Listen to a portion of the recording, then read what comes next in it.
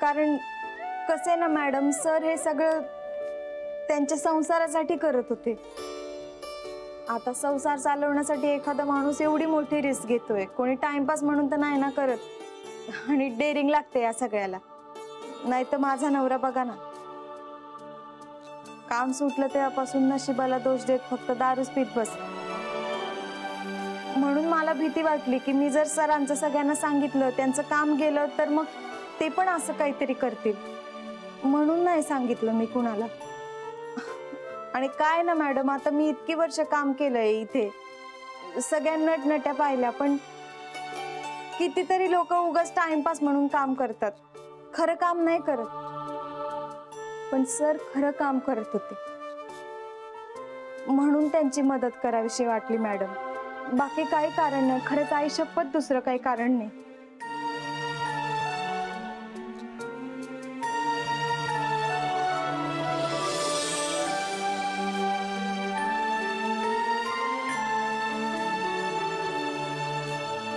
कुणीतरी कोणाला फक्त माणुसकी म्हणून मदत करते ह्यावर विश्वास बसत नाही हल्ली. त्यामागे काहीतरी कारण असलं पाहिजे असंच वाटतं लोकांना. पण मला अजिबात शंका उरलेली नाही. थँक्यू. थँक्यू. अगं तू होतीस म्हणून गेले 6 महिने वैभव हे काम करू शकला. तू नसतीस तर 6 दिवसही जमलं नसतं त्याला. खरंच थँक्यू. तुम्ही मला थँक्यू बोलले मॅडम. आणि सॉरी सुद्धा, मी तुमच्यावर शंका घेतली आणि तुझ्या नवऱ्यालाही खूप बोलले. अगं ते रागाच्या भरात मी नाही मॅडम, मी समजू शकते मॅडम. आणि ते जे वागलेत ना त्यांची शिक्षा भेटली त्यांना. तू नको काळजी करूस, त्याचं व्यसन सोडवायला आम्ही मदत करू तुला. Thank you madam. आहा ताई, मॅडम त्या ज्या तयार होत आहे.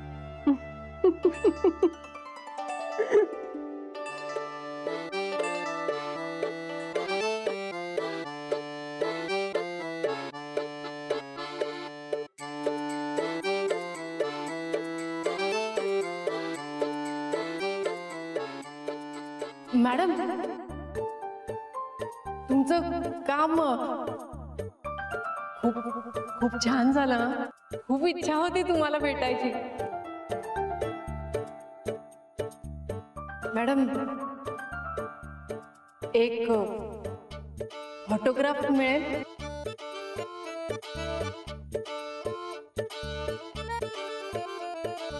मिळेल ऑटोग्राफ?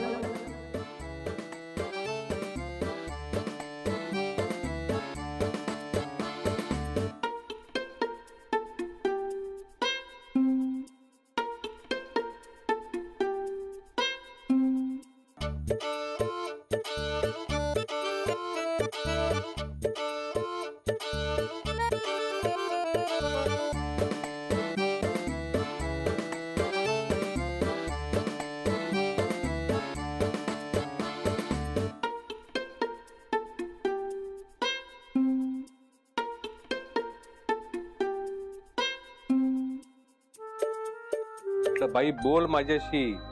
जा आबोला नाही मला सहन होते. मग बोलल्या त्या? लगेच कुठली बोलते? बायकांचा रुसवा जातो का लगेच? आपण त्या कशामुळे चिडल्यात ते पण महत्वाचं असतं ना. हो ते आहेच, पण बोलली एकदाची. पटलं त्यांना सगळं? नाही लगेच नाही पटलं, पण मी सांगितलं सगळं. अगदी सुरुवातीपासून सांगितलं, का करावं लागलं ते सांगितलं. सगळी कोंडी फुटली सुरेखा तेव्हा. इतकं बरं वाटलं म्हणून सांगू तुला. बडाबडा बोललो, सगळं मनातलं बोलून टाकलं. मग ती बोलली. रडल्या का होत्या?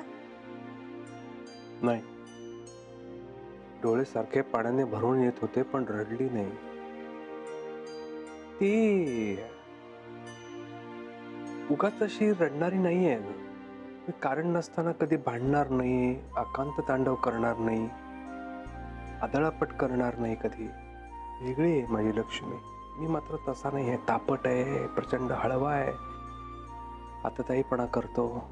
ती मात्र शांत आहे, शांत स्वभावाची, शांतता आवडणारी. कालही रडली नाही लक्ष्मी माझी. म्हणजे काय तुमची भांडणच होत नाहीत का काही? होतात ग भांडणं, पण झाली तर ती माझ्यामुळेच होतात. मग कशाला वागता हो असं तुम्ही? मला काही कळत नाही त्यावेळी. काय नाही, मला माहितीये ना, त्या शहाण्या आहेत ना म्हणून तुमचं सगळं चाललंय. खरंय. हा बर, तुम्ही सगळं त्यांना सांगितलं मग? मी तिला सगळं सांगितलं सुरेखा, सुरुवातीपासून. म्हटलं ऑडिशनचा पहिला दिवस, तो दिवस आठवला तरी अंगाचा थरकाप होतो माझ्या. तिथे ऑडिशनला गेलो, काय झालं ते सांगितलं, ते स्क्रिप्ट कसं माझ्या हातात पडलं आणि मग मी ते का स्वीकारलं, ते काम कुठल्या परिस्थितीमध्ये स्वीकारलं हेही सांगितलं तिला. ती मध्ये मध्ये प्रश्न विचारत होती, मी प्रश्नांची उत्तर देत होतो, पण त्यात कुठेही मी कोर्टाच्या पिंजऱ्यामध्ये उभा आहे आणि ती वकिली करते असं नाही वाटलं. नंतर त्याच्यामुळे मला सगळं नीट समजावून सांगता आलं. कसं असतं सुरेखा, म्हणजे आपण काहीतरी महत्वाचं सांगतो आणि समोरचा माणूस त्याच्यामध्ये शंका कुशंका घेणार नसेल ना, तर आपण खूप मोकळेपणाने आणि खरं खरं सांगतो. मला त्यांना डोळ्यासमोर दिसतंय, त्यांनी कसं शांतपणे सगळं ऐकून घेतलं असेल. नाही म्हणजे तीही बोलली मला, तिला जे आवडलं नाही, जे पटलं नाही ते तिने स्पष्टपणे सांगितलं मला. पण सुरेखा, हे कधीतरी ऐकून घ्यावं लागलंच असतं ना मला. पण मी तिला म्हटलं की नाही अगं, आपल्याला घर घ्यायचं होतं, मुलाचा विचार करायचा होता, मुख्य म्हणजे तुला सुखात ठेवायचं होतं, म्हणून मला हे सगळं करणं भाग पडलं. पटलं तिला. बरं झालं हो सर, खरंच तुमच्या डोक्यावरचं टेन्शनच गेलं सगळ्यांनी. सुरेखा, लक्ष्मीने जगा वेगळा समजूतदारपणा दाखवलाय, जगा वेगळा. आता माझी जबाबदारी वाढली आहे. कुठल्या परिस्थितीमध्ये ती नवऱ्याच्या पाठी उभी राहिली, त्याच्यामुळे आता मला म्हणजे काम करावं लागणार ते सोड, पण माझं आता ध्येय एकच आहे, माझ्या लक्ष्मीला सुखात ठेवायचंय. लक्ष्मी सुखी झाली पाहिजे. जगात एका तरी नवऱ्याचं स्वप्न आहे बायकोला सुखात ठेवायचं. हे ऐकून बरं वाटलं. अनेकांचं असतं सुरेखा. चंदूही बदलेल, तुझाही संसार सुखाचा होईल. तुम्ही बायका आहे ना, खूप सोचता. तू काय, माझी लक्ष्मी काय. लग्नानंतर खरं तर पुरुषांना फारसा फरक नाही पडत. म्हणजे मी नट होतो, मी नटच राहिलो. लक्ष्मीचं तसं नाही झालं. लक्ष्मी लग्नानंतर पूर्णपणे बदलून गेली. कदाचित ती वेगळी झाली असती, कोणीतरी एक माणूस म्हणून काहीतरी वेगळं करिअर केलं असतं तिने, पण लग्नानंतर ती बदलली. तिने सगळं आयुष्य माझ्या भोवती गुंफून टाकलं. एक साधं सोपं सरळ आयुष्य जगायचं ठरवलं तिने. आता विचार करताना असं वाटतं की किती सोसलंय तिने, किती वेदना सोसल्यात संसाराच्या माझ्या. मी आजूबाजूला नसणं तिने सहन केलंय, एकटेपणा सहन केलाय, गरिबी, प्रसंगी हातात पैसे नाही, हे सगळं सोसलं तिने. पण आता नाही, आता नाही तिला सोसावं लागणार. मी सोसू देणार नाही हे सगळं. आता माझ्या लक्ष्मीने सतत हसलं पाहिजे. हा,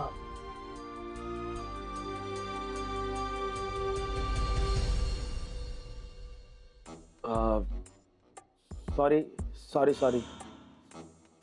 तुला काय अक्कल आहे का रे? हा, लेडीज मेकअप रूम मध्ये असं डायरेक्ट शिरणार तू? काय डोकं घरी ठेवून येतोस? Sorry madam, sorry sorry. काय सॉरी, काय सॉरी? तू परत असं कर मग बघ तुझं. ए तू चुप बसा, मी मॅडमशी बोलतोय ना. काय मॅडमशी बोलायचं नाही, माझ्याशी बोल. काय बोलायचं ते काय बोलायचंय? आता हा चेक उजळ माथ्याने ताठ मानेने देईन लक्ष्मीच्या हातात, स्वाभिमानाने. ते पण आहेच. मी तिला सांगणार, सुरेखा, हा पैसा घामाचा पैसा आहे तुझ्या नवऱ्याच्या, तुझ्यासाठी कमवलेला, तुझ्या नावाचा चेक आहे लक्ष्मी.